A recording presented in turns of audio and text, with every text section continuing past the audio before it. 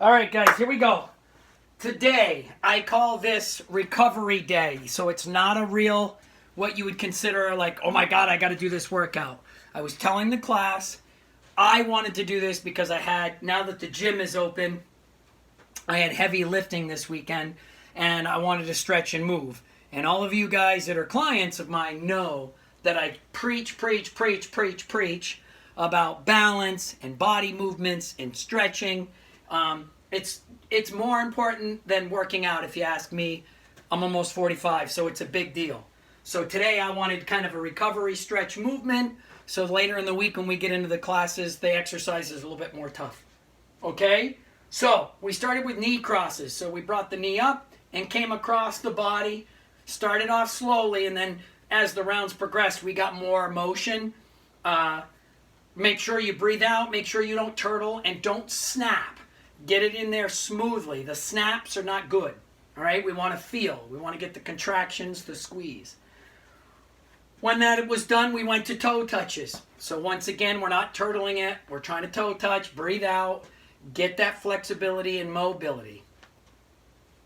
When we were done that, we ended up going to the side bend. So soft knees, and we got big stretches. So everything's getting stretched out in the back and the core, really getting from under the armpit all the way down to the hips. Then we went to squat kicks, alternating back and forth. So this, you can open up the hips more, you can go fast, you can go slow, you can kick high. You find the progression that you want.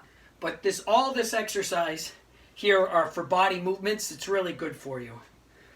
All right, then what we end up doing is we got on the floor and we got our arms locked and we did plank opposite elbow to knee, trying to really get that lower core and getting the torso to turn and twist to open up the back and other mobility issues that we might have down there.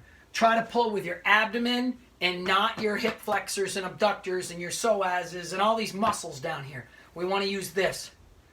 Okay? When that was done, we went to side plank push-up. So remember, on this straight leg or bent leg, we come open, rotate down, breathe out on the way up. When I'm doing these, I'm trying to keep my head not like hanging, but keep it over the arm that's planted so I'm not turtling and hurting neck and trap. Do both sides. Then we go to our toe touches. Breathe out. If these bother you, put the leg down. But breathing out and coming up, as you'll see, I'm at like 1 o'clock and my legs aren't completely straight. Completely straight can put more strain on your back. That little soft lock, I call it. Just that slight little bend, and I come up and breathe out, really rips the torso. Okay? Then we ended up coming up, and we finished up with the running or jogging. You can do toe taps. You can do all these different movements.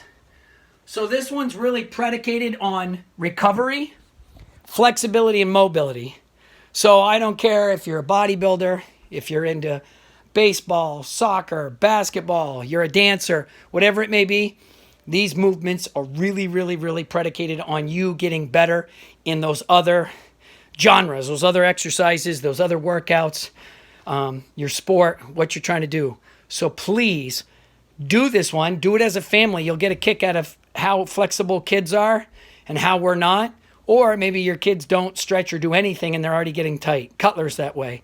He can do a half a dozen stretches where my eyes bung out of my head, like I can't believe he does them, and then something simple as like a real good hamstring stretch, he cries.